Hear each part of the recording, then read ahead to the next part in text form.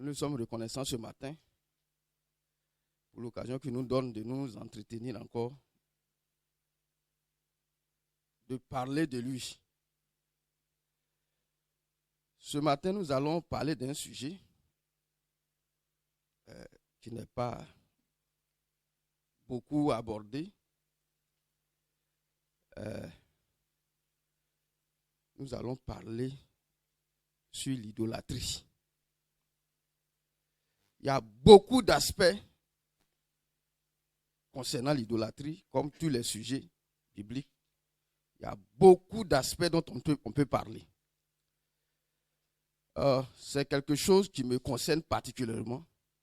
Donc, j'ai fait beaucoup de recherches là-dessus, par la grâce de Dieu. Je vais dire, c'est le fondement de beaucoup de problèmes chez nous, les Noirs et les Africains. Je vais dire même chez les Akans, ça représente 99% des problèmes complexes qu'on rencontre dans la vie, pour lesquels on demande, mais moi-même je ne sais pas ce qui m'arrive. Quand on ne sait pas ce qui nous arrive, la Bible dit, Ecclésiaste chapitre 7, verset 14, tu peux lire frère. Ecclésiaste chapitre 7, verset 14.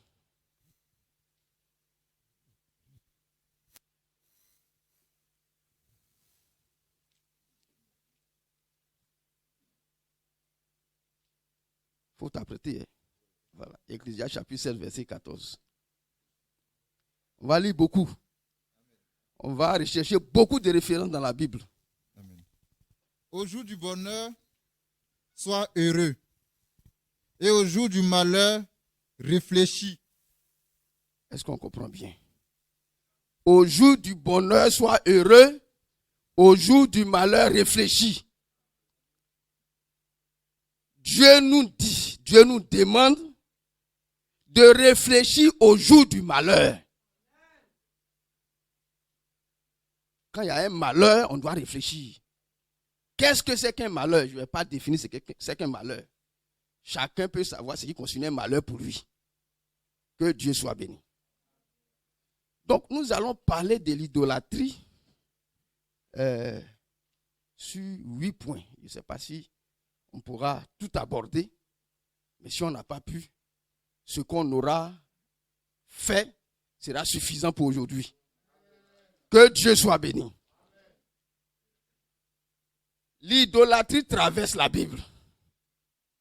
Il y en a dans l'Apocalypse, il y en a dans les évangiles, il y en a dans l'Ancien Testament, même ça a commencé depuis Genèse. Que Dieu soit béni. Donc on va parler de ça en 8 points. Mais avant le passage que nous avons lu dans l'Ecclésiaste, on va compléter ça. Psaume 34, verset 20. Psaume 34, verset 20 dit, oui. Le malheur atteint souvent le juste, mais l'Éternel l'en délivre toujours. Amen. Quand on met ces deux passages ensemble, c'est souvent, quand on lit les passages, chacun comprend d'une manière. Mais la vraie manière de comprendre ce passage-là, c'est celui qui réfléchit sur son malheur, c'est lui qui peut être délivré par le Seigneur. Mais si tu as un problème, il faut chercher à régler le problème. Si je te donne une machette, de couper un pied de maïs, tu vas mettre combien de temps pour couper le pied de maïs? Hein? Moins d'une minute, quelques secondes, un coup fiat. Si elle te donne la même machette, je te dis, il y a quelque chose là, il faut aller couper. Et puis c'est un baobab. Tu vas mettre combien de temps pour couper le baobab? C'est comme ça, on souffre sur des problèmes toute la vie. On est là avec machette, on veut couper baobab. Avec machette, on veut couper baobab. Mais parce que c'est le baobab qui est la cause de ton malheur. comme tu n'as pas réfléchi avec Dieu. Parce que quand on dit au jour du malheur, réfléchis, c'est pas nous qui connaissons les choses. Nous, on ne voit rien. C'est pour ça qu'on dit, confiez-vous en ces prophètes et vous réussirez. Il y a des choses pour lesquelles c'est le prophète qui voit. Il y a les choses que Dieu peut te montrer. Il y a des choses qu'il peut montrer à quelqu'un d'autre te concernant, etc., etc. Dieu a dit dans l'église, il y a pasteur, il y a apôtre, il y a évangéliste, il y a docteur, et puis il y a prophète. On dit pour le perfectionnement des saints. Chacun a son travail. Si Dieu lui-même a jugé nécessaire de mettre dans l'église ces catégories de fonctions de ministère, c'est parce qu'il a jugé que c'est important. Il y a des choses que moi je peux voir. Il y a des choses que mon frère Philippe peut voir me concernant. Il y a des choses que quelqu'un peut voir. Il y a des choses même des anonymes peuvent voir. C'est de tout ça qu'il s'agit. Quand Dieu dit au jour du malheur, réfléchis, on réfléchit avec Dieu. Ce n'est pas nos réflexions. Seulement, on peut demander à Dieu cette situation-là. Quelle est la cause? Parce que si on ne maîtrise pas la cause, si on ne fait pas un autre diagnostic, le professeur peut nous en parler. Si on n'établit pas un bon diagnostic, on ne peut pas sortir de la situation en tâtonnant. Que Dieu soit béni. Donc, comprenons que ça, on ne va pas le développer aujourd'hui.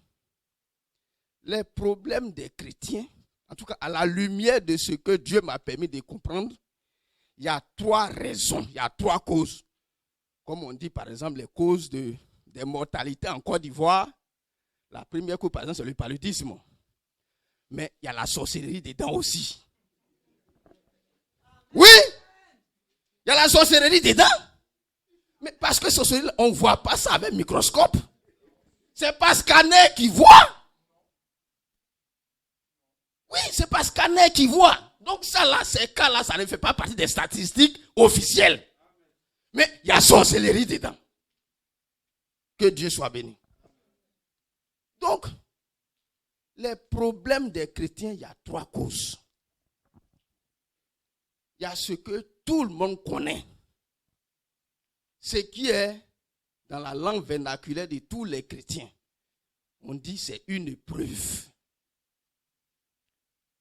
Le frère n'a pas à manger. Ou bien, il travaille quand il a son argent, il a toujours des problèmes. Le frère, il est toujours malade. Il a toujours une situation bizarre. Comme on le dit, il est fiancé, ça fait 14 ans. On dit non, c'est une épreuve, il faut supporter. Bon. Donc, je ne vais pas expliquer ça longuement parce qu'on ne va pas durer. Mais ce qu'il faut savoir concernant l'épreuve, la personne qui a été éprouvée dans la Bible qu'on connaît, c'est Job. On va lire le témoignage de Job. Job chapitre 23, versets 10 à 12. Job chapitre 23, versets 10 à 12. On va lire le témoignage de Job. Nous tous on connaît. La Bible dit.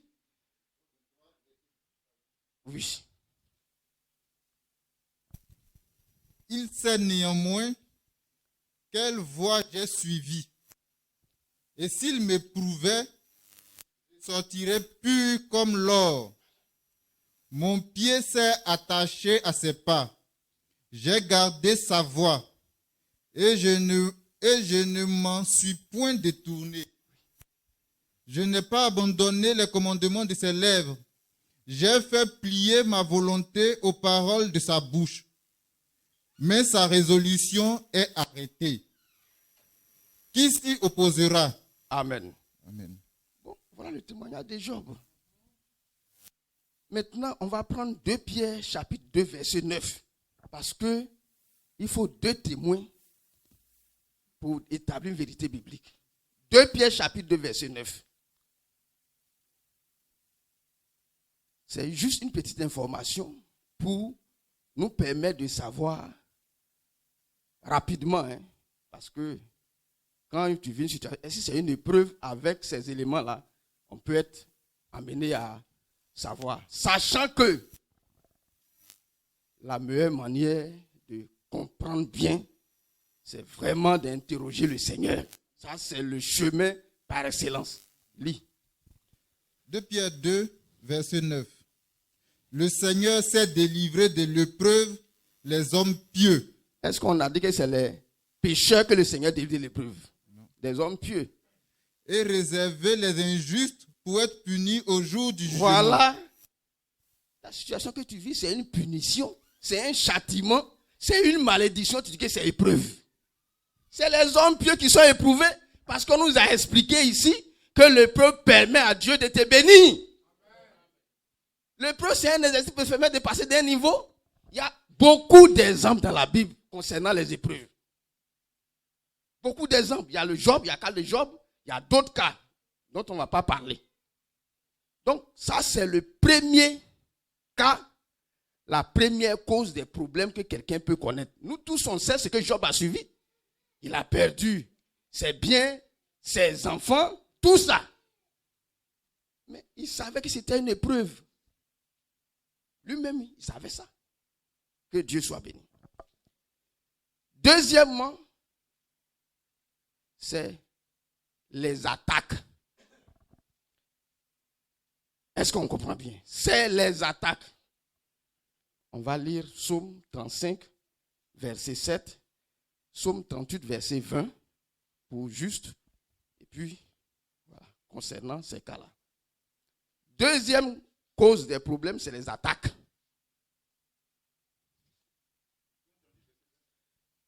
Oui, 38, 20, ça c'est aussi, il y a 35, 7.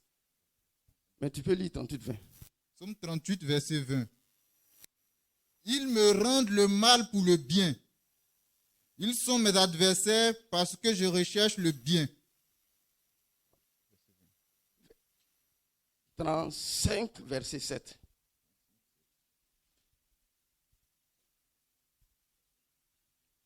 Verset 7. Psaume 35, verset 7. Car sans cause, ils m'ont tendu leur filet sur une fosse. Sans cause, ils ont creusé pour m'ôter la vie. Amen. On dit sans cause, il n'y a pas de raison. Mais ils m'ont tendu un piège. Ils veulent me tuer sans cause. Te tuer là. Peut-être que c'est une maladie qu'on t'a envoyée. Peut-être que c'est machette, on t'attend sur la roue, on t'a mis sur ta tête, tu n'es pas mort. Tu vas dire que je suis éprouvé. C'est une épreuve. Frère, priez pour moi. Je suis éprouvé. On veut te tuer, tu es éprouvé. Que Dieu soit béni. Il y a Psaume 109, on va laisser passer. Donc, et puis il y a le passage aussi dont on a parlé ici, la dernière fois. On dit le peuple d'Israël est sorti de l'Égypte, il partait à la terre promise. Arrivé quelque part, Amalek est sorti pour l'attaquer. Qu'est-ce que le peuple d'Israël a fait à Amalek pour qu'Amalek vienne l'attaquer? Ce qu'Amalek a fait là, c'est pour leur permettre d'être bénis ou bien c'est pour leur permettre de ne pas arriver à Canaan. C'est pour leur permettre de ne pas arriver à Canaan. C'est à Canaan qu'il y avait la bénédiction. C'est pour les empêcher d'arriver à Canaan. Ils sont venus les attaquer. Ils n'ont rien fait. Rien. Mais ils sont venus les attaquer quand même. Donc tu dors la nuit, on vient t'attaquer, on vient te mettre un gourdin sur ta tête. Tu te réveilles le matin, tu as mal au cou, tu as mal au bras, tu dis non, je suis frère, priez pour moi, je suis éprouvé. La dernière fois, j'étais au village. J'ai une tante qui parlait, dit à son fils qui était à l'école. On l'a envoyé au tableau. Enfin, ils ne sont pas au tableau, il était là. Et puis, il a entendu comme un coup de fusil sur lui. Et puis, il y a quelque chose qui a commencé comme ça. On le prend, on s'envoie à l'hôpital. On fait jusqu'à il meurt. L'hôpital ne peut pas soigner ça. C'est une attaque. C'est peut-être Kalachnikov qu'on a tiré sur lui en sorcellerie. Que Dieu soit béni. Donc, ce gars-là, il est à l'église, on va dire, le frère est éprouvé. Non, ce n'est pas une épreuve. Il est attaqué. Troisième cas, c'est ce qu'on appelle les malédictions, ou le châtiment, ou les jugements. Que Dieu soit béni. Et ces cas-là sont nombreux parce que souvent c'est silencieux. Souvent c'est pour ces cas-là même on a besoin que Dieu nous parle. Que Dieu nous explique. Donc voilà les trois cas. Maintenant rapidement, en fonction du cas, la solution n'est pas la même selon la Bible. La Bible dit devant l'épreuve, il faut persévérer.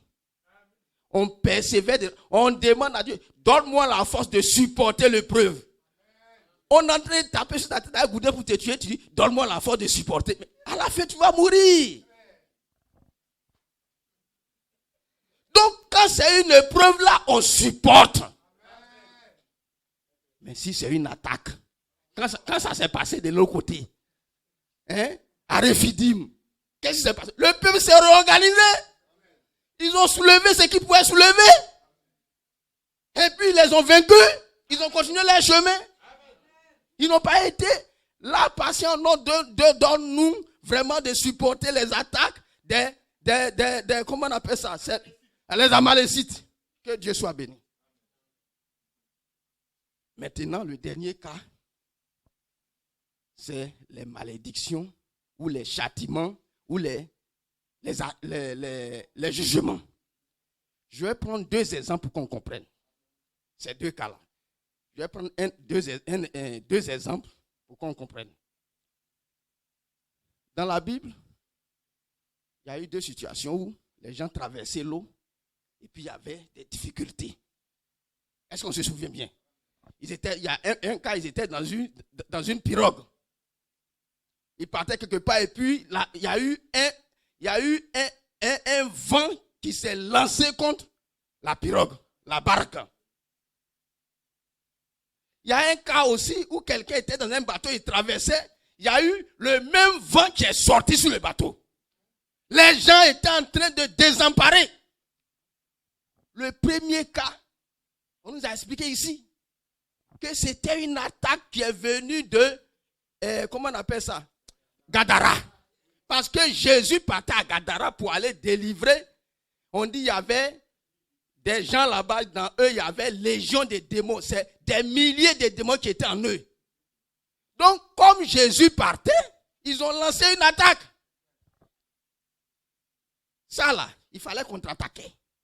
Jésus s'est levé, on dit, il a menacé. Quand on menace là, c'est quoi? La Bible a résumé ça comme ça. C'est peut-être, on peut dire, un cacato qu'il a donné aux représentants des démons qui étaient venus là. Une riposte fatale. Voilà. Maintenant, il y a un deuxième cas. On dit un homme s'appelle Jonas. Dieu lui dit d'aller quelque part. Nous, on connaît l'histoire, non? Tous ceux qui connaissent la Bible connaissent l'histoire de Jonas. Jonas dit qu'il ne va pas. Et puis il y a tourbillon. Qu'est-ce qui s'est passé? Est-ce qu'on a menacé tourbillon là? On n'a pas menacé. On n'a pas menacé. C'était un châtiment. C'était un jugement qui était sur lui. Qu'est-ce qu'on a fait? Il a reconnu. Il a avoué que Dieu lui a dit de partir. Il ne voulait pas partir. Dès que la situation a été avouée, est-ce qu'on a chassé des démons? On n'a pas chassé des démons. Il s'est repenti. Et le problème a été réglé. Que Dieu soit béni. Donc les malédictions, les jugements, les châtiments appellent toujours une repentance. Il faut savoir la cause qui provoque la situation. Que Dieu soit béni. Et les problèmes d'idolâtrie, en fait, font partie des problèmes qui provoquent les malédictions. Ça provoque aussi des attaques. Comprenons bien. Les deux cas se retrouvent dedans. Soit c'est des malédictions, soit c'est des attaques. On va en parler devant. Que Dieu soit béni. Avant, je regarde le temps. On va définir qu'est-ce que c'est qu'une idole, selon la Bible. Il est bon qu'on comprenne, qu'on ait le langage de Dieu. Quand Dieu dit quelque chose, il faut qu'on sache ce que Dieu a dit là. Comment il explique ça dans la Bible? Parce que très souvent, nous, on veut expliquer les choses. C'est ça qui nous amène à faire fausse route. On va prendre, tu prends 1 Corinthiens chapitre 8, versets 5 à 6. Moi, je vais lire 1 Chronique 16, verset 26, pour aller vite. 1 Chronique 16, verset 26. Il est écrit ici. J'espère que. 1 Corinthiens, chapitre 8, verset 5 à 6. Je lis d'abord 1 Chronique 7. Car tous les dieux des peuples sont des idoles. Lis pour toi. Car s'il est des êtres qui sont appelés dieux, soit dans le ciel, soit sur la terre, comme il existe réellement plusieurs dieux et plusieurs seigneurs.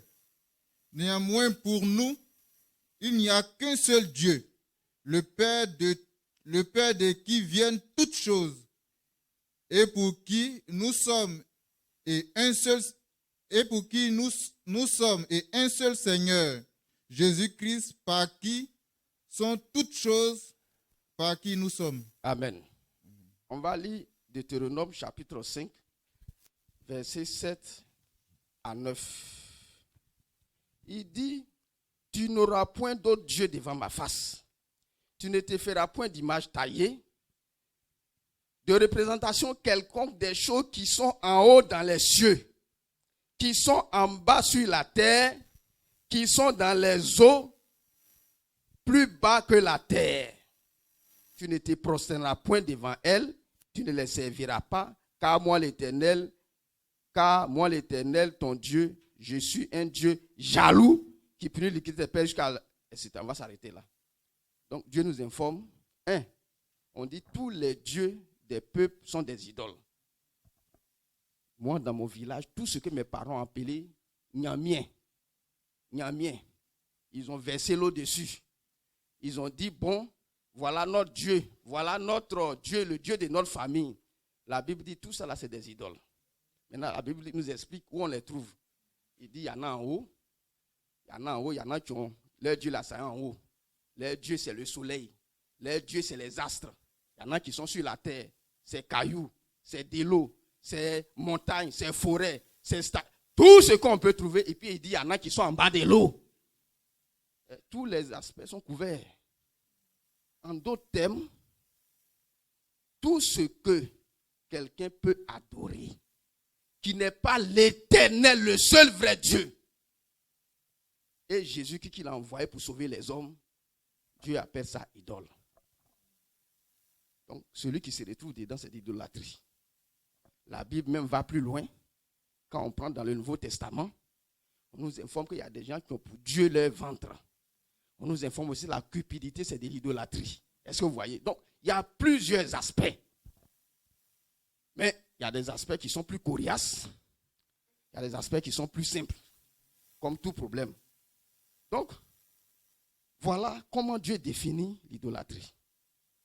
Maintenant, le premier point qu'on va voir, la première information qu'on doit savoir sur l'idolâtrie, sur les idoles, sur les fétiches, on appelle ça fétiche, c'est que les idoles, les fétiches tendent des pièges.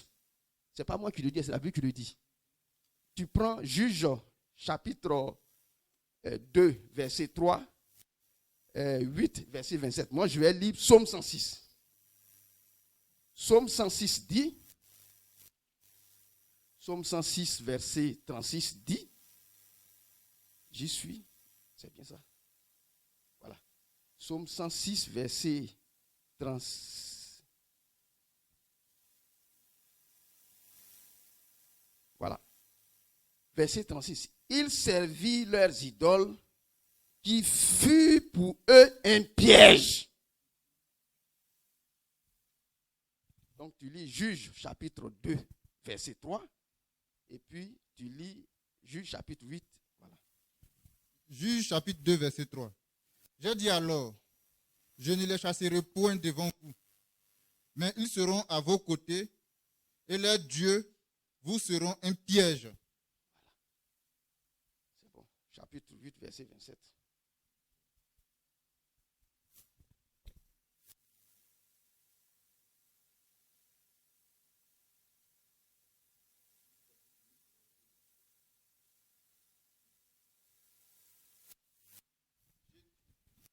Gédéon en fit un éphod, et il le plaça dans sa ville, à Ophra.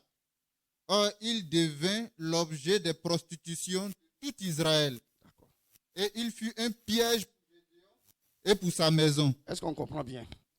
Donc, on a 3 passages qui nous disent que idole, ça produit des pièges. Qu'est-ce que c'est qu'un piège? Un piège, c'est quelque chose qu'on met, il y en a de façon factuelle. Nous qui avons fait le village, on tend les pièges pour attraper les animaux. Quand tu as fini, tu fais la place là comme s'il n'y a rien. Un piège, c'est quelque chose qu'on fait. La personne contre qui on fait n'est pas au courant. Donc, un piège, on n'est pas informé. Les idoles de nos familles qui ont tendu des pièges là, ils ne nous ont pas informés. Ils ont tendu des pièges pour attraper le mariage de certaines personnes. Certaines personnes, c'est leur réussite. Certaines personnes, vraiment, c'est leur santé qui a été attrapée. Ils ont tendu un piège. Donc, tu te promets, tu es en bonne santé. Le jour où tu tombes dans le piège, ça te prend, ça t'a pris. Hein? Je suis parti en vacances une fois à Soubré chez mon frère, qui était instituteur. J'ai fait un piège dans son champ de manioc contre les biches. Vacances est fini, je suis venu. En février, il m'appelle, ah, ton piège que tu as fait, tu as laissé ça, ça a pris une biche. Moi, quand j'avais fait le piège, je pensais que ça allait prendre la biche, j'allais manger avant de venir. Le piège, j'ai pris, j'ai fait ça pendant les vacances. C'est en février que le piège a pris la biche. Ils ont mangé la biche pour me laisser. Pendant 5 mois, la biche s'est promenée dans la brousse. Et puis un jour, il est tombé dedans.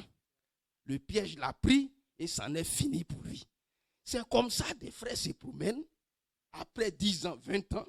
Or, le piège l'attend exactement à 35 ans. Après 35 ans de conversion, c'est là qu'on a programmé que le piège va l'attraper. Le piège l'attrape. Il vit une difficulté pas possible, une situation, on ne sait pas où c'est quitté, où c'est venu. On dit, le frère est éprouvé. Non. C'est un piège, il est tombé dans un piège. La Bible nous informe que les idoles, les fétiches, tendent des pièges. Retenons ça. Et puis pour Gédéon, on dit le piège qui a été tendu là. Il a tendu pour sa maison. Ça veut dire que tous ceux qui sont dans sa maison, même quelqu'un qui est sous son toit, peut tomber dans ce piège-là. Que Dieu soit béni. La deuxième information qu'on doit savoir concernant les idoles, c'est que les idoles rendent pauvres. Jérémie chapitre 3. Appauvrissent. Ce n'est pas moi qui dis, on est en train de lire la Bible. Jérémie chapitre 3, verset 34. Ça, je lis ça. Toi, tu prends Juge chapitre 6, à partir du verset 1. Tu lis le verset 1 jusqu'à 8, le verset 13, le verset 25 jusqu'à 26. Donc, moi, je lis Jérémie 3. Les idoles ont dévoré le produit du travail de nos pères. Verset 24. Jérémie chapitre 3, verset 24. Les idoles ont dévoré le produit du travail de nos pères. Dès notre jeunesse, leurs brebis, leurs bœufs, leurs fils et leurs filles. Est-ce qu'on comprend bien? Les idoles ont dévoré le produit du travail de nos papas. On commence à citer le produit de leur travail là. Et on donne exemple. Bœufs. Est-ce que vous voyez? Bœufs, moutons, sa maison, ou bien son économie. Et puis, on dit ses fils et ses filles. Ça veut dire que le problème que l'enfant a là, il n'est même pas responsable de ça. C'est la conséquence de quelque chose, d'une situation de dévoration qui a été planifiée, exécutée. L'enfant va au travail. Il arrive en terminale, il ne peut plus voir clair. Quand on parlait avec, au village, là, j'ai un oncle policier. Moi-même, j'ai passé un petit temps chez lui. C'est là qu'il m'explique ma situation. Il m'explique la situation. L'oncle a été policier. Il est rentré à la police, il est sorti en montant sur d'un seul niveau. Est-ce que vous voyez? Dans l'administration, on progresse. Lui, il a progressé un seul niveau. Il dit, après avoir trimé un jour pour les concours pour avancer, il a passé plusieurs fois un jour pour que lui-même il sache que c'est un kata, c'est un piège qu'on lui a tendu. Dans la radio, on a annoncé qu'il a eu. Il était content, on vient, on affiche la liste, son nom n'est pas dedans. Il est resté là. Ces situations bizarres comme ça, là, il faut interroger ton fondement. Que Dieu soit béni. Donc, vas-y. Chapitre 6, verset 1 à 8. Les enfants d'Israël firent ce qui déplaît à l'Éternel. Et l'Éternel les livra entre les mains de Madian pendant 7 ans. La main de Madian fut puissante contre Israël. Pour échapper à Madian, les enfants d'Israël se retiraient dans les ravins des montagnes, dans les cavernes et sur les rochers fortifiés. Quand Israël avait sémé, Madian montait avec Amalek et les fils de l'Orient, et ils marchaient contre lui. Ils campaient en face de lui, détruisaient les productions du pays jusque vers Gaza, et ne laissaient en Israël ni vivres, ni brebis, ni bœufs, ni ânes, car ils montaient avec leurs troupeaux et leurs tentes. Ils arrivaient comme une multitude de sauterelles. Ils étaient innombrables, eux et leurs chameaux, et ils venaient dans le pays pour le ravager. Israël fut très malheureux à cause de Madian, et les enfants d'Israël criaient à l'Éternel. Lorsque les enfants d'Israël criaient à l'Éternel au sujet de Madian, l'Éternel envoya un prophète aux enfants d'Israël. Il leur dit, ainsi parle l'Éternel, le Dieu d'Israël. Je vous ai fait monter d'Égypte et je vous ai fait sortir de la maison de servitude. Je vous ai délivré de la main des Égyptiens et de la main de tous ceux qui vous opprimaient. Il faut sauter pour tomber au verset 13. Verset 13. Gédéon lui dit, ah mon Seigneur, si l'Éternel est avec nous, pourquoi toutes ces choses nous sont-elles arrivées? 25 et 26. Verset 25 et 26. Dans la même nuit, l'Éternel dit à Gédéon, prends le jeune taureau de ton père et un second taureau de 7 ans. Renverse l'autel de Baal qui est à ton père et abat le pieu sacré qui est dessus. Amen. Verset 26. Oui. Tu bâtiras ensuite et tu disposeras sur le haut de ce rocher un autel à l'Éternel ton Dieu. Amen. Amen. Que Dieu soit béni. C'est un passage qui est un peu long, je vais résumer. Cette situation, il s'agit du peuple de Dieu. Il s'agit d'Israël. Il ne s'agit pas des Égyptiens. Il ne s'agit pas des, je vais dire, pour parler, des Amoréens, ni des gourous.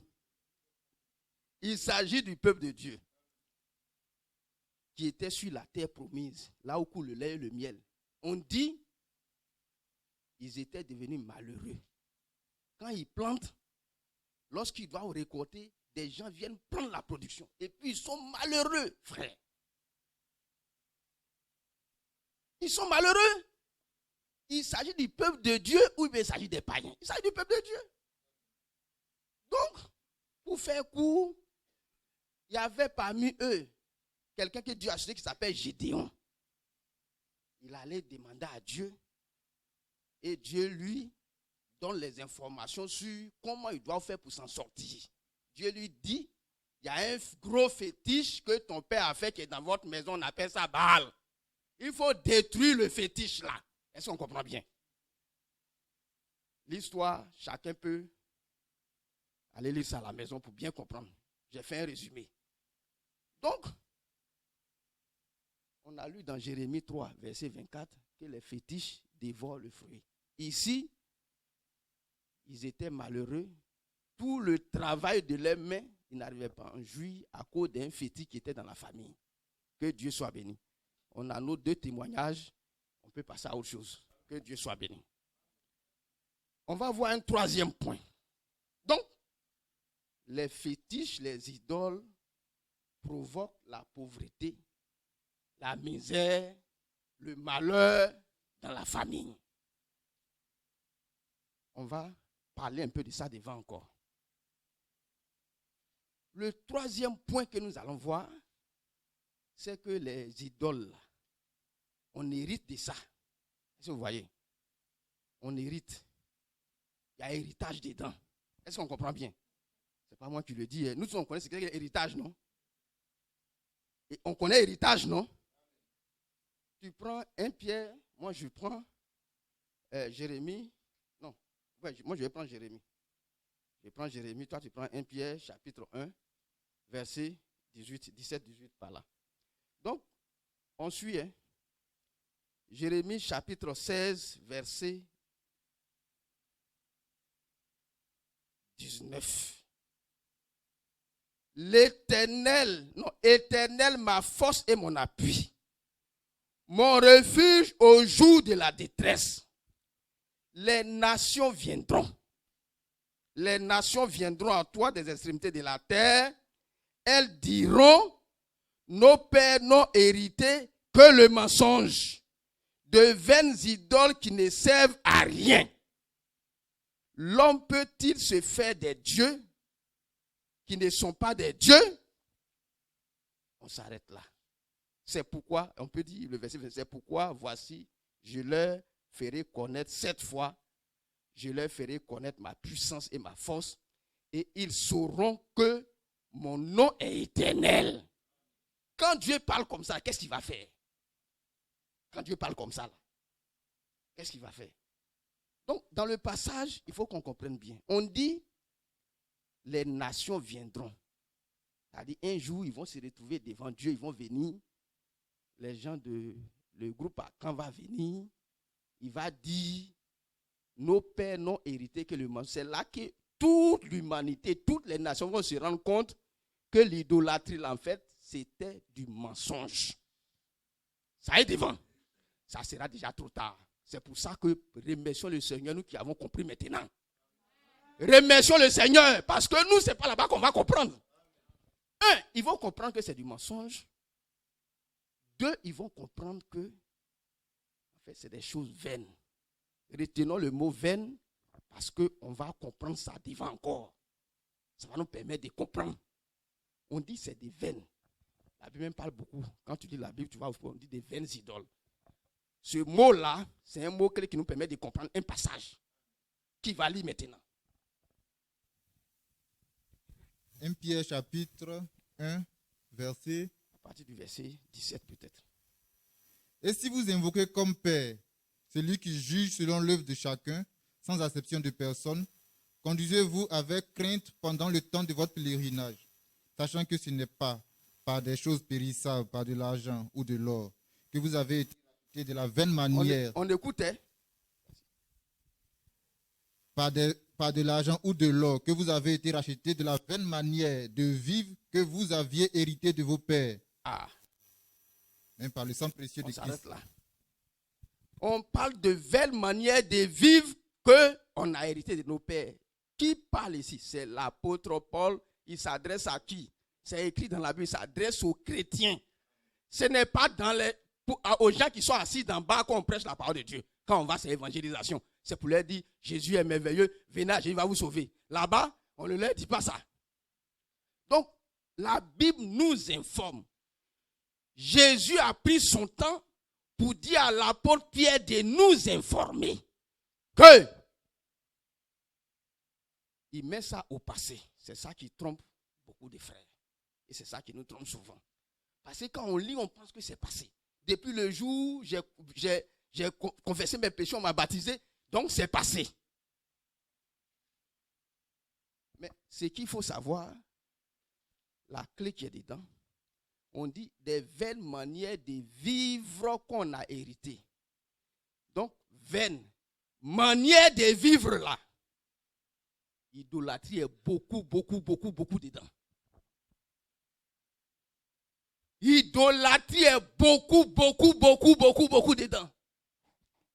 Dans les belles manières de vivre que le chrétien hérite de ses pères là. Idolâtrie est beaucoup dedans. On voit ça devant.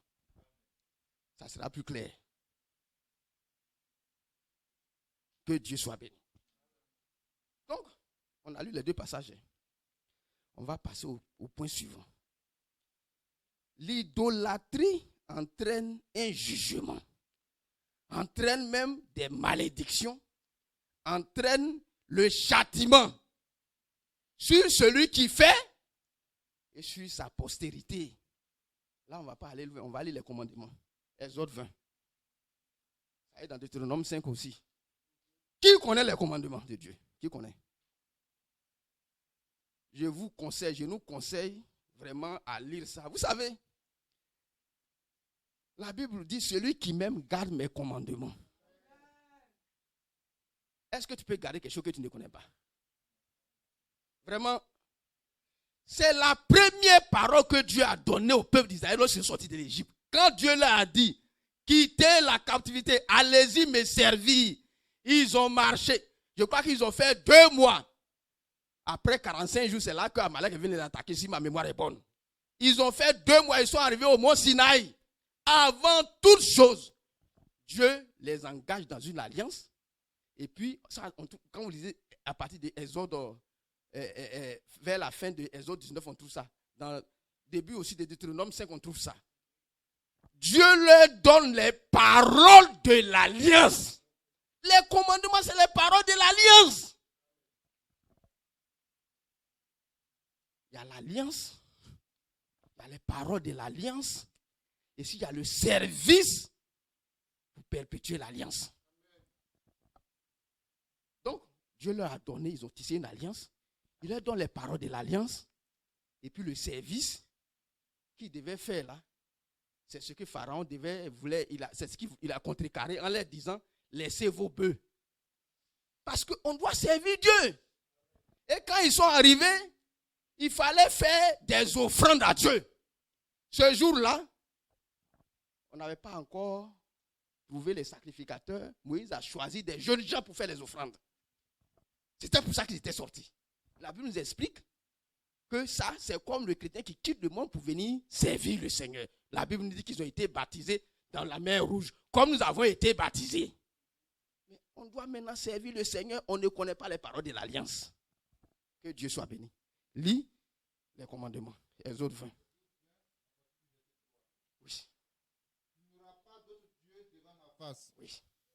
Tu ne te feras point d'image taillée, Oui. ni de représentation quelconque dans les choses, ni de représentation quelconque des choses qui sont en haut dans les cieux, qui sont en bas sur la terre, et qui sont dans les eaux plus bas que la terre. Oui.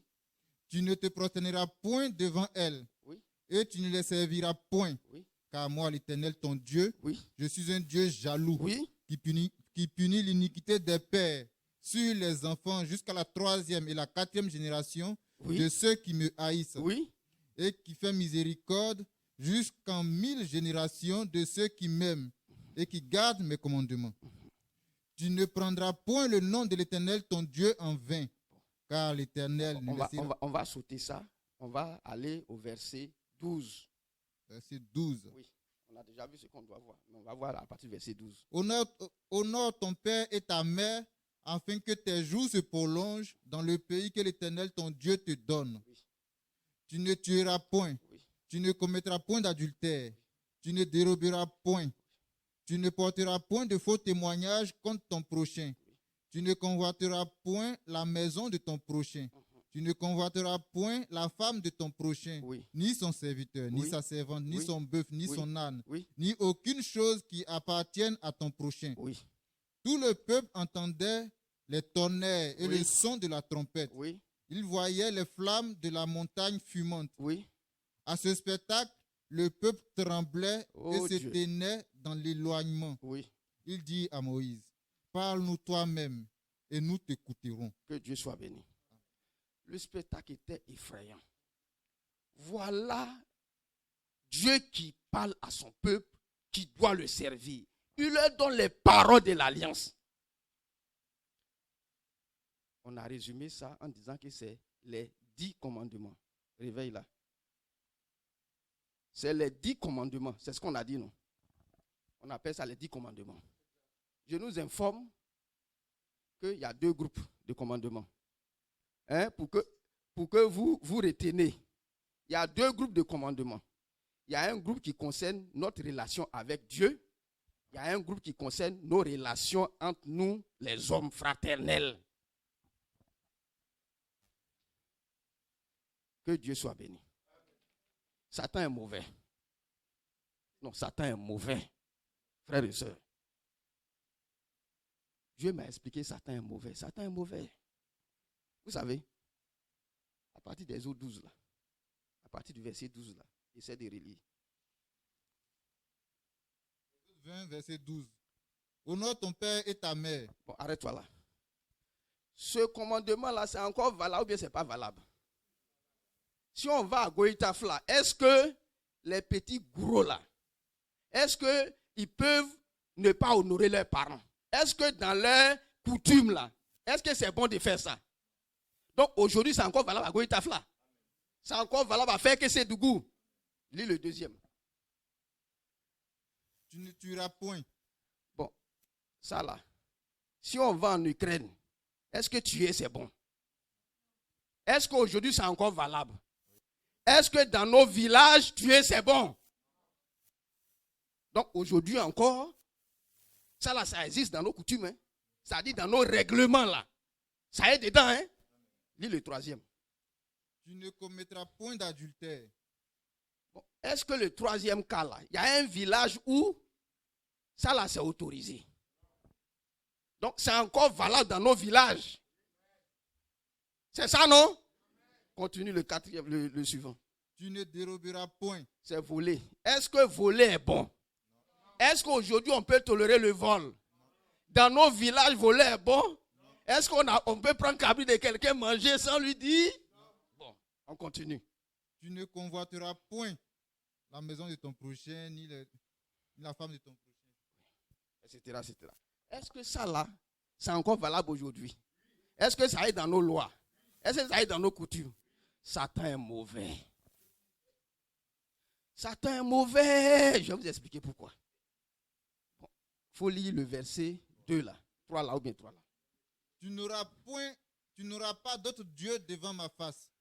Continue le deuxième. Tu ne te feras point d'image taillée, ni de représentation. Frère, Satan est mauvais. Oui, lis. Ni de représentation quelconque des choses qui sont en haut dans les cieux, qui sont en bas sur la terre, et qui sont dans les eaux plus bas que la terre.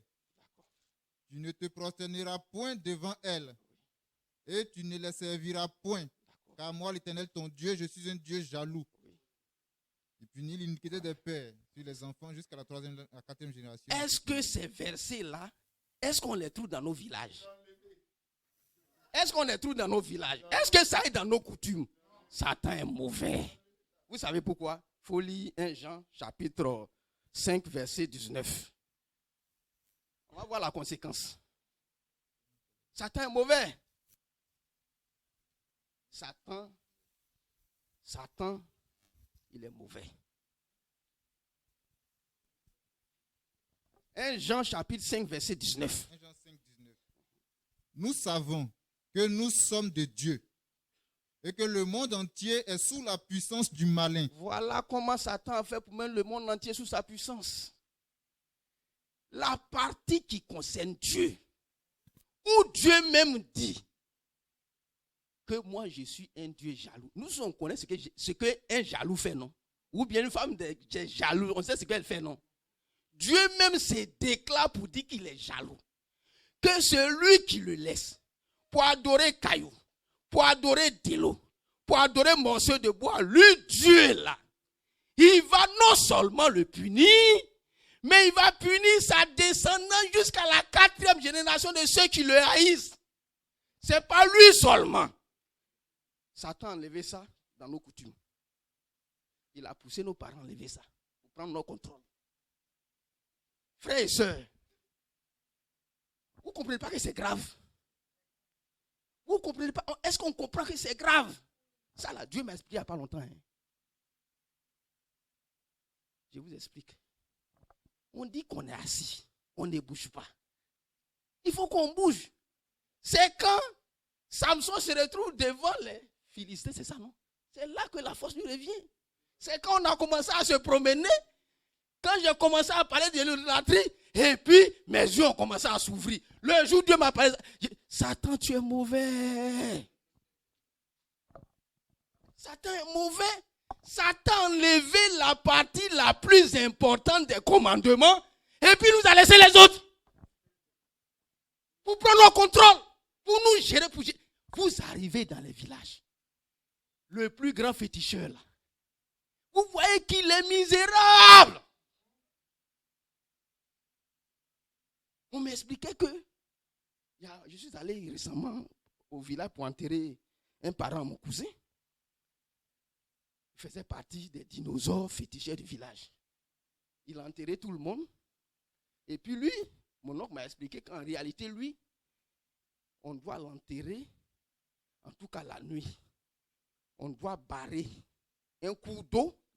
Si c'était avant, on doit barrer un cours d'eau, creuser sa tombe, enterrer, et puis laisser passer l'eau. Et que ça, il y a des catégories de personnes qui doivent faire ça. On est arrivé, on dit non, on va l'enterrer la nuit, entre la nuit du dimanche à lundi. Mon oncle dit, mais qui sont ceux qui vont prendre pour aller faire ça? On les a cherchés dans le village, on ne l'a pas trouvé. On l'a enterré à 11h. On dit, lui et mon oncle maternel, il est décédé dans une situation déplorable. Les deux là. En tout cas chaque mois, c'est qu'il y a un fétiche. Tout le monde, tous les Baoulés connaissent ce fétiche-là. On appelle ça Arégli. C'est eux qui prennent, ils font le tour du village, nus. Donc personne ne doit les voir. Vous comprenez? Quand on a fini de faire tout ça, bon, le vieux est mort. La Bible nous informe que jusqu'à 4 générations, Dieu s'est engagé à punir. Or, on sait qu'il donne en piège. Peut-être que tel qu'il a tendu là, ça va sauter celui qui vient. Ça, on va expliquer bibliquement. Hein? La Bible dit, j'explique déjà, que Abraham a payé la dîme à Melchisedec. Et puis, la Bible nous informe dans Hébreu que Lévi reçoit la dîme parce qu'il a payé aussi avec Abraham. La Bible ne nous a pas informé qu'Isaac a payé. Ça a sauté Isaac. Et Abraham avait combien d'enfants? Beaucoup d'enfants. Pourquoi c'est sur Lévi que c'est tombé? Je profite pour expliquer comment l'héritage se manifeste. La Bible dit, d'après le témoignage de la Bible, on a des versets peut-être qu'on va pas lire comme le temps passe. L'héritage se transmet par le sort. C'est comme ça que Israël, Canaan a été distribué au peuple d'Israël par le sort.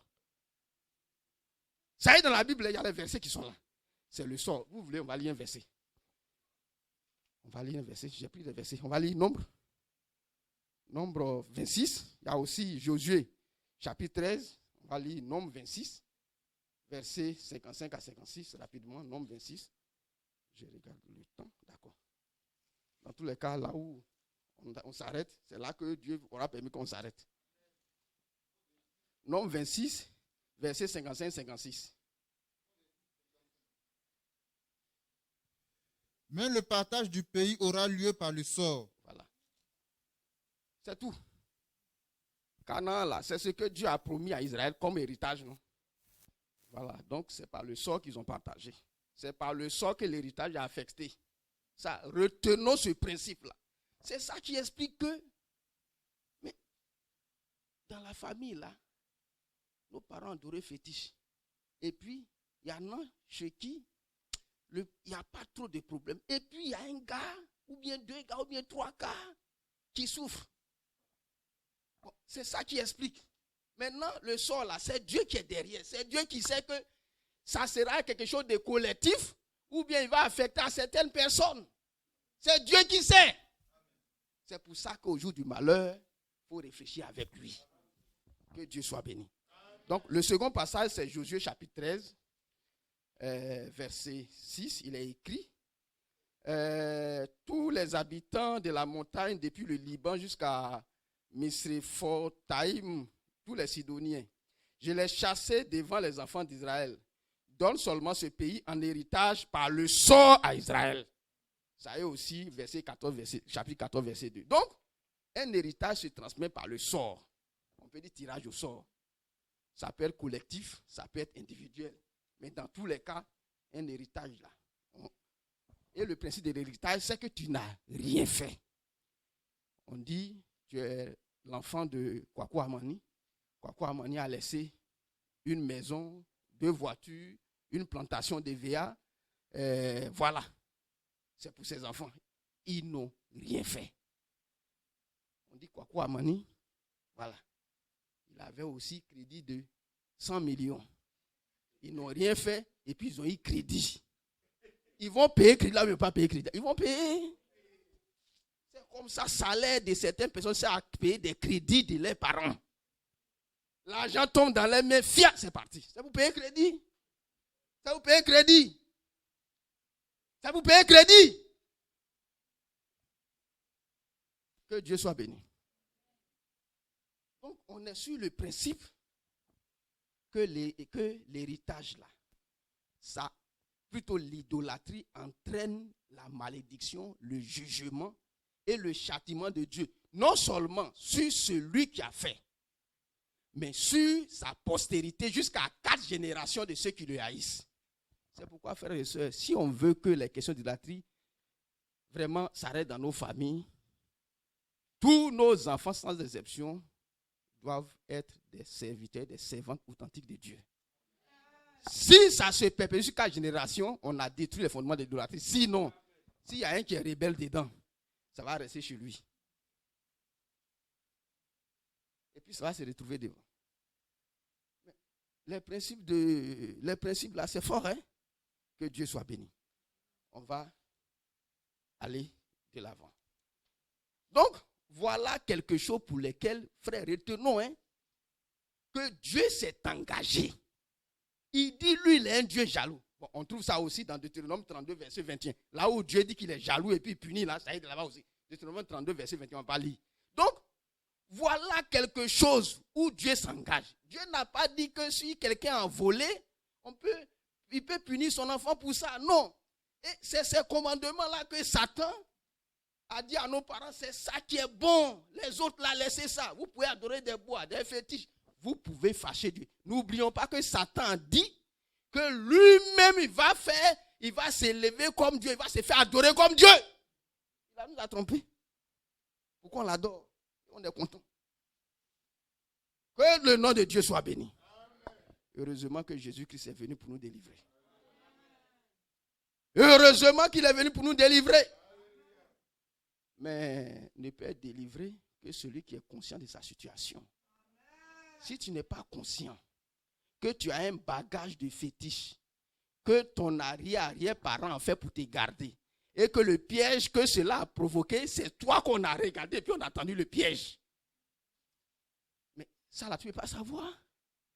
C'est si tu demandes à Dieu, le problème que j'ai là, d'où ça vient, il va dire, il y avait dans ton ascendance là, telle personne qui allait prendre un gros fétiche. Le piège que le fétiche a tendu là, il a dit que l'enfant garçon qui va naître, qui aura 1,52 m, qui va peser 35 kilos, c'est lui que le piège doit prendre. Et puis tu sors, tu mesures 1,52 m à l'âge adulte, et puis tu pèses, il a dit 35 kilos, non, on prend 65 kilos. Tu pèses 65 kilos. Ça te prend. Ça là, si tu n'as pas demandé à Dieu là, est-ce que tu peux voir avec ton œil? Tu ne peux pas voir. Tu vas aller soulever les calages pour attaquer les démons. Or, ton affaire là, c'est une affaire de confession. C'est une affaire de repentance. Pourquoi le peuple d'Israël, lorsqu'ils sont retrouvés en Mésopotamie, on nous a expliqué ici, le pasteur nous a expliqué que, en la différence entre le peuple et la malédiction, il a pris ça. Comment on appelle ça? le déplacement du peuple juif à Babylone, c'était une malédiction. C'est pour ça, à leur retour, c'est la repentance qui a eu lieu. Il n'y a pas eu de guerre.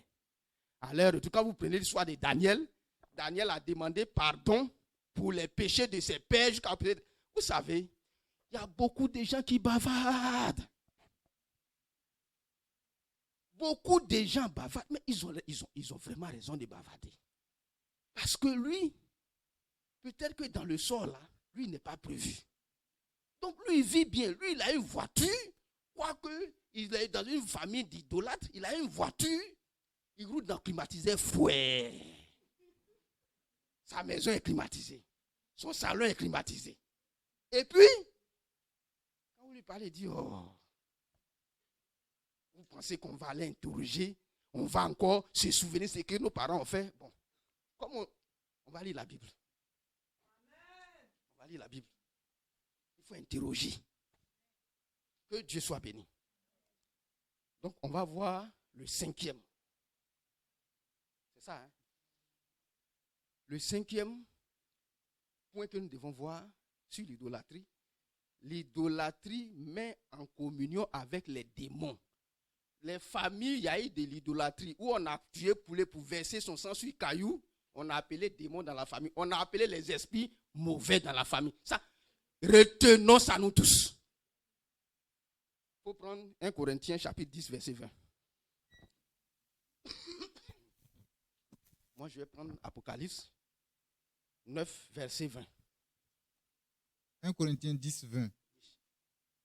Je dis que ce qu'on sacrifie, on le sacrifie à des démons et non à Dieu. Or, je ne veux pas que vous soyez en communion avec des démons. Bon, on est tombé au milieu. Il s'agit de l'histoire des Corinthiens. Est-ce qu'on doit manger viande sacrifiée? Non, ne pas manger viande sacrifiée.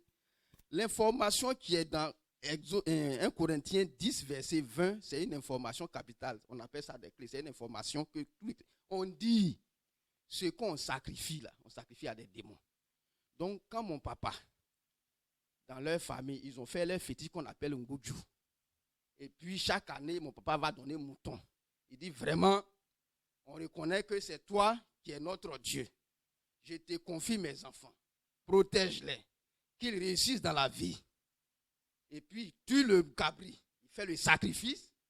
La Bible dit qu'ils nous ont entraînés dans une communion avec les démons. Donc, frère, je marque un arrêt là. Si on te dit qu'il y a un démon, tu as un démon, frère, ça ne va pas te faire mal. Parce que tu n'as rien fait. Démon là, ce n'est pas toi qui as cherché. C'est vrai, il y en a qui cherchent les démons. Il y en a qui font des choses et puis les démons rentrent dans leur vie. Ce n'est pas de ça que je parle. Il y a des démons là. Tu as hérité. Il y a des esprits là. Ça ne veut pas dire ton héritage. Autant tu as reçu une maison, autant tous les fétiches, les esprits qui sont derrière les fétiches aux parents. Si le sort est tombé sur toi, tu as ça. Il faut qu'on le chasse au nom de Jésus. Donc, Apocalypse 9, il dit, verset 20, il y a aussi Apocalypse, je crois, 2, verset 14, je ne sais plus.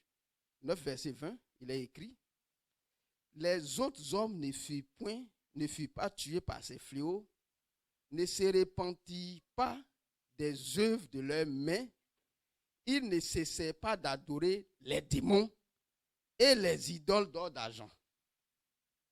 Ils ne cessaient pas d'adorer les démons et les idoles. Les deux sont liés. Après des démons, mettez mauvais esprit, tout ce qu'on peut mettre, c'est lié. Adoration des fétiches là, il y a toujours des mauvais esprits que ça appelle. On a nos deux témoins. On continue. Le sixième point, c'est que les mauvais esprits ne meurent pas. Jésus nous a informés. Bon, on va expliquer. On va prendre Josué. Josué, chapitre 24. Josué, chapitre 24. Quand tu prends Matthieu 12, à partir du verset 45 à 47. Josué, chapitre 24. À partir du verset 1, j'ai lu. Tu as ça? D'accord. Bon, attends, je vais lire pour moi d'abord. Josué assembla toutes les tribus d'Israël à Sichem, Et il convoqua les anciens d'Israël, ses chefs, ses juges, ses officiers, et ils se présentèrent devant Dieu. Josué dit à tout le peuple, ainsi parle l'Éternel, le Dieu d'Israël, vos pères, Téra, père d'Abraham, père de Nacor, habitaient anciennement de l'autre côté du fleuve et ils servaient d'autres dieux. J'ai pris votre père Abraham de l'autre côté du fleuve et je le fis parcourir le pays des Canaan. Je multipliai sa postérité, je lui donnai Isaac. Je donnai à Isaac, Jacob et Ésaü. Je donnai en propriété à Ésaü la montagne de Séhir. Mais Jacob et ses fils descendirent en Égypte. J'ai envoyé Moïse et Aaron. Bon, ça c'est la première partie. Maintenant on saute. On tombe au verset 14. Il dit, au verset 13, je vous donnais un pays que vous n'avez point cultivé, des villes que vous n'avez point bâties, et que vous habitez des vignes et des oliviers que vous n'avez point plantés, qui vous servent de nourriture. Vous voyez, ils ont hérité ce qui est bien là. Voilà, ils n'ont pas planté des vignes, ils mangent tout ça dans les maisons, ils dorment dedans. Ça, ils sont contents. Maintenant, quand on leur dit de chasser, comment on appelle ça, de détruire tous les dieux qui sont sur ce coin-là, ils vont dire que non, on ne leur a pas dit qu'ils doivent combattre. On leur a promis seulement Canaan en héritage. Et c'est les bénédictions qu'ils doivent recevoir. Bon. Est-ce qu'on comprend bien? On poursuit la lecture. On est attentif ici. Maintenant, craignez l'Éternel et servez-le avec intégrité et fidélité. Faites disparaître les dieux qu'ont servi vos pères de l'autre côté du fleuve et en Égypte et servez l'Éternel. Prends Exode chapitre 12, verset 12. Moi, je vais prendre Nombre 33. Pour expliquer ce passage-là, on a besoin de ces deux passages-là pour bien comprendre ce passage. Exode chapitre 12, verset 12. Exode 12, 12. Cette nuit-là, je passerai dans le pays d'Égypte. Et je frapperai tous les premiers-nés du pays d'Égypte, oui, depuis les hommes jusqu'aux animaux. Oui. Et j'exercerai des jugements contre tous les dieux de l'Égypte. Je suis l'Éternel. Amen. Exode, Nombre 33, verset 4. Et les Égyptiens enterraient ceux que l'Éternel avait frappés parmi eux. Tous les premiers-nés, l'Éternel exerçait aussi ses jugements contre leurs dieux. Le pasteur nous a beaucoup parlé de ce passage. Vous voyez? À la sortie de l'Égypte, il y a eu des combats. Il y a eu plusieurs niveaux d'attaque, de combat. Le dernier kata, pour parler un langage que nous on connaît, le dernier kata, on nous a dit c'est les dieux de l'Égypte que Dieu a jugé. C'est la dernière opération avant la délivrance des enfants d'Israël. Bon, on a deux témoignages. Comment des dieux qui ont été jugés en Égypte, que peut-être même le peuple d'Israël ne servait pas, comment ils arrivent à Canaan? Josué, à sa mort, Dieu lui dit de les rappeler. On est au Josué chapitre 24, verset.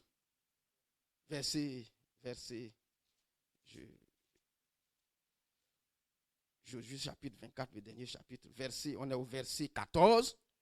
Comment Dieu leur dit de faire disparaître? Il dit, maintenant servez l'Éternel avec intégrité. Faites disparaître les dieux qu'ont servi vos pères de l'autre côté du fleuve et en Égypte. Comment des dieux qui ont été jugés, que l'Éternel l'a jugé, comment ils font pour se retrouver à Canaan? Comment ils font? Maintenant, la première partie là, c'est ça qui est intéressant. On dit les dieux qu'ont servi vos pères de l'autre côté du fleuve. De l'autre côté du fleuve, vous savez, c'est où? C'est en Mésopotamie. C'est là où Abraham était avec ses parents, où Dieu lui a dit de quitter.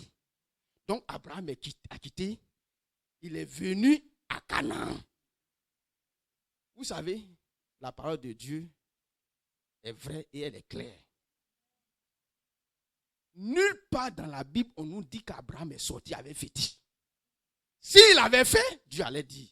Mais parce qu'il y a quelqu'un qui est sorti de la maison de papa avec fétiche, non? On sait. Dieu a parlé de ça, non? Est-ce que Dieu n'a pas dit que quelqu'un est sorti de la maison de papa avec fétiche? Voilà, si Abraham avait fait, Dieu allait dire. Rachel, femme de Jacob, est sortie de la maison de papa avec fétiche. Abraham n'est pas sorti avec fétiche. Comment les fétiches qui étaient en Mésopotamie vont se retrouver à Canaan après combien d'années? Abraham a vécu des centaines d'années. Isaac a eu Jacob. Jacob avait 12 enfants. 17 ans, quand Joseph avait 17 ans, il est descendu en Égypte. Ils sont restés en Égypte. La Bible nous dit qu'ils ont fait 430 ans en Égypte. Ils ont sorti de l'Égypte. Ils ont fait 2 mois. Ils sont arrivés au mont Sinaï. Ils sont restés au mont Sinaï pendant longtemps. Et puis, je crois bien qu'ils ont fait... après, ils ont fait 40 ans dans le désert avant d'arriver à Canaan. Ils ont combattu. Josué, au soir de sa vie, il donne les conseils qui sont des véritables. On dit, l'Éternel lui dit, au verset 1, Josué assembla toutes les tribus d'Israël à Sichem. Il convoqua les anciens d'Israël, ses chefs, ses juges, ses officiers. Ah, c'était un bon nombre de personnes pour que tout le peuple soit au courant. Pour que personne n'ignore cette information. Josué leur dit, il leur rappelle que au verset 2, il dit, vos pères, Terah, père d'Abraham, habitaient anciennement de l'autre côté du fleuve et ils servaient d'autres dieux. Pourquoi il trouve-t-il nécessaire de leur rappeler ça après des centaines ou bien des milliers d'années? Pourquoi? Frère, la réponse qui est claire que Jésus a donnée, qu'il va lire, lis. Matthieu chapitre 12. Jésus nous a donné la réponse. Lorsque l'esprit impur est sorti d'un homme, il va dans les lieux arides cherchant du repos, et il n'en trouve point. Alors il dit, je retournerai dans ma maison d'où je suis sorti. Et quand il arrive, il la trouve vide, balayée et ornée. Il s'en va et il prend avec lui 7 esprits plus méchants que lui. Ils entrent dans la maison, s'y établissent et la dernière condition de cet homme est pire que la première. Il en sera de même pour cette génération méchante. Voilà, donc, toute génération qui dit c'est pas ça, Jésus nous informe qu'il sera comme ça. Si on a chassé un démon dans ta famille, il va partir, il va tout chercher à revenir. Les esprits ne meurent pas. Si les conditions sont réunies, les conditions sont réunies, s'il a le transport pour venir et qu'il arrive à trouver une maison pour dormir, il prend ses bagages et il prend même 7 autres personnes. Jésus a fait nous expliquer ça. C'est pour ça, après de nombreuses années, ils arrivent à la terre promise. À la terre promise, Josué prend la peine de leur rappeler ça. Ah, sachez que vos parents adoraient d'autres dieux. Et je vous informe, quand Balaam devrait maudire Israël, quand Balak voulait qu'Israël soit maudit, il allait chercher Balaam, non? Vous savez où Balaam est quitté? C'est là-bas. C'est là-bas Balaam est quitté. Il allait chez eux là-bas. Il sait ce qu'on peut prendre pour les attraper. Malheureusement, heureusement, il n'y avait rien. Et c'est ça, sur ça qu'on va s'arrêter. On ne va pas épuiser tous les points, on va s'arrêter là. C'est sur ça qu'on va s'arrêter. Vous savez, on dit, l'esprit quand il est chassé, il s'en va et il veut revenir. S'il ne trouve pas les conditions de son retour, il ne vient pas. Quand les conditions de son retour sont réunies, et qu'il peut avoir une place pour s'asseoir, il vient. Donc, les esprits qui étaient en Mésopotamie, tant qu'il n'y a pas de conditions pour qu'ils arrivent à Canaan, ils ne peuvent pas venir. Mais faites l'ouverture, créez les conditions. Ils vont venir s'asseoir. Balaam a dit, je ne peux pas les maudire, mais il faut les emmener à désobéir à Dieu. C'est ce qu'il a fait, non? Et le peuple a commencé à faire ça, et puis ils ont commencé à tomber sous le pouvoir de leurs ennemis. Frères et sœurs, on devait parler de l'idolâtrie sur 8 points. Nous avons vu 6 points. Il y a 2 points qui restent qu'on n'a pas vus, mais c'est ce que Dieu voulait qu'on voie. Je vais résumer pour nous tous. Je vais résumer pour nous tous. première chose qu'il faut savoir, n'oublions pas Ecclésiaste 7, verset 14. Au jour du malheur, réfléchis. On dit au jour du bonheur, sois heureux. Voilà. Donc quand tu es assis dans ta voiture climatisée, dans le chaud soleil, il faut être heureux. Il faut dire merci à Dieu. Mais quand tu ne sais pas où, gros camion est quitté, et puis tu entends, oh, tu regardes ta voiture. Vraiment, arriver à la maison, il faut aller réfléchir. Il ne faut pas dire vraiment, frère, vraiment, je suis éprouvé. Parce que quand tu es éprouvé, tu remercies le Seigneur, tu lui demandes la force encore pour qu'un autre gros camion vienne cogner encore ta voiture, pour que le résultat que tu dois atteindre là, tu atteignes. Maintenant, si on te dit que c'est un méchant, tu n'as rien fait et puis il t'a tendu un piège, qu'est-ce que tu fais? Tu dois chercher ce méchant-là, tu dois soulever les armes pour le combattre. Maintenant, si on t'a dit que c'est un piège qu'on avait tendu par rapport à l'idolâtrie de tes parents, qu'est-ce que tu fais? Tu demandes pardon à Dieu, tu te confesses et puis tu mets ta vie en ordre. Parce que ça ne t'attrape lorsque les conditions sont réunies. Que Dieu soit béni. Donc, on réfléchit au jour du malheur. Mais sachons que l'Éternel délivre le juste qui est malheureux. L'Éternel a la solution à ton problème. Aucun problème n'est sans solution. Je le dis, je suis devant vous, je suis une solution de Jésus à des problèmes d'idolâtrie. Je suis une solution. Je suis la manifestation de la solution que Jésus aurait par rapport à l'idolâtrie. Donc, on réfléchit. Les problèmes des chrétiens, contrairement à ce qu'on nous dit, il y a 3 causes. Il y a l'épreuve, mais l'épreuve n'atteint que les gens qui sont droits, les gens qui sont pieux. Et puis, il y a les attaques. Et puis, il y a les jugements, la malédiction. Les châtiments qui viennent sur les gens, des chrétiens. Je ne vais pas vous revenir sur le passage, un passage dans le Nouveau Testament qui montre ça. La Bible dit, il y a ceux qui prennent les scènes indignement. C'est pour ça qu'il y a beaucoup de malades et certains sont morts. Les malades et les morts là, c'est un jugement. Voilà, c'est un jugement. Ce n'est pas une épreuve. Donc, tant qu'on n'a pas fait un bon diagnostic, on va durer dans nos problèmes. Lorsqu'on aura fait un bon diagnostic, la solution qui vient de Dieu, qui est appliquée, nous donne la solution, nous donne d'être libérés. Sachons que l'idolâtrie, Satan a utilisé ça pour mettre le monde entier sous sa coupole. Et beaucoup de gens, lorsqu'ils vont se retrouver conformément à Jérémie 16, verset 19 à 21 devant Dieu, c'est là qu'ils vont se rendre compte que ce n'est que du mensonge dans lequel ils ont été engagés. Sachant que l'idolâtrie, il y a de l'héritage dedans. Et c'est ça qui fait que des gens vivent des situations, eux-mêmes ils ne savent pas où la situation est quittée. Ils ne savent pas comment ça s'est passé. Ils vivent des situations difficiles, des blocages. Ils cherchent, ils ne trouvent pas. À ce moment-là, on demande à Dieu et Dieu nous éclairer. On peut avoir recours à des serviteurs de Dieu qui voient des prophètes. C'est pour ça qu'on dit, confiez-vous en ces prophètes, vous réussirez. On ne se confie pas en ces prophètes pour demander à Dieu de nous donner le pain pour demain. Mais si tu es confronté à chaque jour, ton salaire, ça arrive, ça ne suffit pas. On peut chercher à savoir. Que Dieu soit béni et qu'il nous donne de bien comprendre.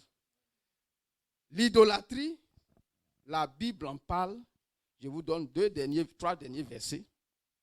Dans 1 Corinthiens chapitre 10, verset 7, on nous a dit, il y a un qui dit fuyez l'idolâtrie. Ça, c'est le verset 14. Fuyez l'idolâtrie. C'est 1 Corinthiens chapitre 10, verset 14. Dieu l'adresse aux chrétiens. Il y a aussi 1 Jean chapitre 19, verset 21, où on dit petits enfants, gardez-vous des idoles. L'idolâtrie, c'est un domaine qui doit être traité depuis la conversion jusqu'à la fin de notre vie. Je vous donne un verset à lire. Ézéchiel chapitre 36, verset 25 jusqu'à la fin. Ça parle du processus de nouvelle naissance. Là-dedans, il y a le mot idole est pointé comme étant les choses que Dieu règle. Que Dieu soit béni et qu'il nous donne vraiment de pouvoir être attentifs à nos problèmes. Parce que Dieu est venu pour nous sauver. Quand Dieu a dit qu'il va nous sauver, vraiment, il nous sauve réellement. Dieu veut régler nos problèmes. Dieu veut nous bénir. Mais il faut qu'on remplisse les conditions pour être béni. Et il faut qu'on remplisse aussi les conditions pour que les malédictions, les châtiments que nous devons hériter, que ces châtiments-là soient effacés, parce que dans 1 Pierre, Dieu nous a dit que nous avons été rachetés. Que son nom soit béni et que son nom soit loué. Le fait qu'on a été rachetés, ça veut dire qu'on fait ce qu'on fait pour que le rachat soit vraiment accordé. Dans d'autres passages bibliques, on parle de libérer. Quand on dit libérer, ça demande une action de libération. Il faut qu'on fasse ce qu'on doit faire pour être libéré. Quand quelqu'un est malade, il demande à être guéri. Celui qui a un bagage de fétiche ou bien qui a un héritage idolâtre dans sa maison, il faut qu'il demande à Dieu d'être libéré de cette emprise-là pour que tous les liens tombent et qu'il soit libre pour servir le Seigneur. On ne peut servir le Seigneur lorsqu'on est vraiment libéré de cette emprise-là. Je conclue pour dire, en tout cas, quand moi j'analyse la situation, l'idolâtrie est à l'origine de beaucoup de problèmes des chrétiens. Malheureusement, c'est silencieux. On n'en parle pas beaucoup. Or, c'est ça qui explique souvent les problèmes. Que Dieu nous aide et que, conformément à sa parole, on soit éclairé et que nos problèmes puissent prendre fin. Que son nom soit béni. On va se tenir debout.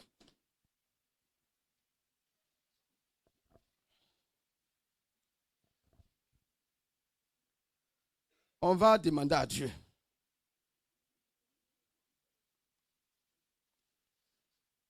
de se révéler à nous. Nous avons entendu parler d'un sujet ce matin. Peut-être que nous n'avons pas bien compris. C'est Dieu qui est le meilleur enseignant. C'est Dieu qui peut expliquer. C'est Dieu qui peut convaincre. C'est Dieu qui peut nous amener à comprendre ce que nous n'avons pas compris. Ou ce que nous devons comprendre que nous n'avons pas bien compris. Que Dieu se révèle à nous, qui nous enseigne, qui nous permet de comprendre. Tout ce qui est faux dedans, que Dieu nous révèle au nom puissant de Jésus. Tout ce qui est vrai, que Dieu nous convainc au nom puissant de Jésus. Nous prions le Seigneur. Que toutes les situations cachées, inavouées, des situations qui découlent de l'idolâtrie, qui découlent des choses anciennes, qui sont derrière les cas de blocage, que nous vivons, que nos frères, nos soeurs vivent, que Dieu, dans sa miséricorde, puisse dévoiler cela, afin qu'ils s'en sortent. Au nom puissant de Dieu, prions le Seigneur. Seigneur, on va encore collectivement demander pardon à Dieu pour l'idolâtrie dans laquelle nos aïeux ont baigné et qui fait partie de notre héritage. On va non seulement demander pardon à Dieu, et puis, encore une fois, dire solennellement à Dieu que nous rejetons cet héritage-là. Parce qu'un héritage, on peut refuser. On refuse cet héritage-là. On se sépare de cela. On rejette ça. On ne veut plus que nos noms soient dans leur affaire-là. Au nom puissant de Dieu, prions le Seigneur. Dieu notre Père. Seigneur, tout ce qui est héritage malsain. Le Seigneur. On dit le peuple d'Israël partait, Amalek s'est levé pour l'attaquer. Tous les projets d'attaque contre nous, contre nos foyers, contre nos maisons, contre notre service, notre travail, contre l'œuvre de Dieu, contre le ministère que Dieu nous a donné, contre le travail de Dieu. Tous les plans qui sont positionnés pour nous attaquer, pour nous empêcher d'avancer. Que le feu détruise tout au nom puissant de Jésus. Que le feu détruise tout au nom puissant de Jésus. Prions le Seigneur. Tout ce qui attaque, que l'ennemi a proclamé contre nous. Oh, ça va prier le Seigneur. On va prier contre les pièges liés à l'idolâtrie. Tous les pièges. Vous voyez, mon arrière-parent peut avoir fait quelque chose et le piège attend mon fils. Mon papa est passé. Moi-même, je suis passé, ça attend mon fils. Que Dieu dévoile tous les pièges qui sont contre nous. Qui sont contre nos enfants, nos descendants. Tous les pièges liés à l'idolâtrie qui nous attendent, qui ont été planifiés contre nous. Que cela soit dévoilé, détruit. Au nom puissant de nous, prions le Seigneur. Tous les pièges qui sont planifiés contre nous, tous les pièges, on va prier le Seigneur. Que nous soyons des gens qui aiment Dieu et qui gardent ses commandements. C'est à cette seule condition-là que les conséquences de l'idolâtrie vont disparaître. Non seulement nous, mais nos enfants. Les enfants de nos enfants. Nous les engageons dans la voie du Seigneur. Nous demandons à Dieu de les maintenir sous sa protection. Que son nom soit en eux, que son esprit soit en eux, qu'ils soient des véritables serviteurs, qu'ils le craignent, qu'ils le servent. Non seulement nous, mais tous nos descendants qui arrivent, qu'ils puissent servir le Seigneur. Prions le Seigneur. Prions Dieu. On va prier le Seigneur. Que Dieu multiplie les dons et les capacités. C'est une histoire, c'est une affaire qui demande du discernement. Mais qui demande aussi qu'il y ait des prophètes qui voient. Déjà quand ils regardent ta situation comme ça, Dieu lui montre ce qui est derrière, ce qu'ils ont fait il y a 200 ans. Que Dieu puisse doter cette église de toutes ces capacités-là. Afin que tous les cas difficiles trouvent solution au nom puissant de Dieu. Des cas qui sont liés à des problèmes dont l'origine est cachée. Que cela soit dévoilé parce que Dieu donne les capacités, les visions, les prophètes, les prophéties, tout ce qu'il faut que Dieu donne à cette église-là. Au nom puissant de Dieu, prions le Seigneur. À vous, peut-être montrer d'autres choses que nous, on ne connaît pas. Voilà. Que son nom soit béni. On va arrêter là.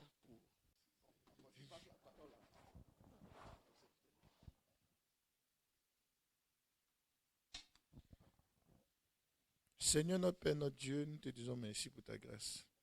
Tu as étendu ta main puissante et tu nous as parlé ce matin de l'idolâtrie. Tu nous as montré beaucoup d'aspects de l'idolâtrie. Et tu nous as conduits dans ce sujet. Une fois encore de plus, nous confessons réellement que ici, en Côte d'Ivoire, parce que nous sommes des Ivoiriens, nos parents ont adoré des faux dieux, des rivières, des bois, des pierres. Ils ont fait des choses dans les cimetières. Ils se sont engagés dans beaucoup de fausses choses que nous confessons ce matin. Nous renonçons à toutes ces choses dans le nom puissant de Jésus. Nous nous répentons. Nous n'acceptons plus du tout l'héritage satanique et démoniaque qui provient de ces adorations. Ce matin, tu nous as éclairés. Nous avons le pouvoir de dire non par ton sacrifice. Nous rejetons de toutes nos forces tout héritage qui provient d'un pacte, d'une alliance, d'un engagement dans lequel se sont engagés nos parents, nos aïeux, nos ancêtres. Partout, ils ont tissé des liens avec des rivières, avec des cimetières, avec des génies, avec des mauvais esprits. Nous renonçons à cela dans le nom puissant de Jésus. Nous renonçons à toute leur idolâtrie. Nous renonçons à tout. Parce que le seul vrai Dieu, c'est toi. Et nous t'acceptons de tout notre cœur. Nous proclamons par notre bouche que c'est toi qui es notre seul Dieu. Nous ne sommes pas dans tout ce qu'ils ont fait. Dans le nom puissant de Jésus. Seigneur, à travers ces idoles, ils ont volé beaucoup de choses qui nous appartiennent. Parce que les idoles volent. Dans le nom puissant de Jésus. Tout ce qui a été volé par ces idoles. Tout ce qui a été caché. Tout ce qui concerne notre bonheur. Notre joie. Notre chance. Tout ce qui concerne les bénédictions que toi, Dieu, tu as mis. Tu nous as donné. Tu as donné à nos enfants. Tu as donné à nos maisons. Ce qui concerne la force, le ministère. Ce qui concerne l'argent. Ce qui concerne l'intelligence et la sagesse. Tout ce que tu nous as donné. Qui a été volé, dérobé par ces idoles. Dans le nom puissant de Jésus. Nous récupérons tout maintenant. Que ton feu aille dans tous les endroits. Que ce soit dans les forêts. Que ce soit dans les cimetières. Que ce soit dans les eaux. Dans les puissances des cercueils. Dans le pouvoir des canaries. Là où ils ont caché ce qu'ils nous ont volé. Dans les coffres sataniques et démoniaques. Dans les prisons spirituelles où ils ont bloqué les choses qui nous appartiennent. Nous récupérons tout dans le nom puissant de Jésus. Nous avons renoncé, donc ils ne peuvent plus nous bloquer. Le droit qu'ils avaient, qu'ils pouvaient prendre pour nous bloquer, nous avons renoncé. Et par l'œuvre de Golgotha, ils ont perdu totalement ce pouvoir. Nous récupérons tous nos biens dans le nom puissant de Jésus. Ce qu'ils ont planifié contre nous, comme les pièges et tout ça, nous avons déjà prié pour ça. Nous détruisons tout au nom puissant de Jésus. Seigneur, que ta force nous accompagne. Que la puissance des malédictions qui viennent de nos familles et qui nous ont influencés jusqu'à présent prenne fin aujourd'hui même. Dans le nom puissant de Jésus.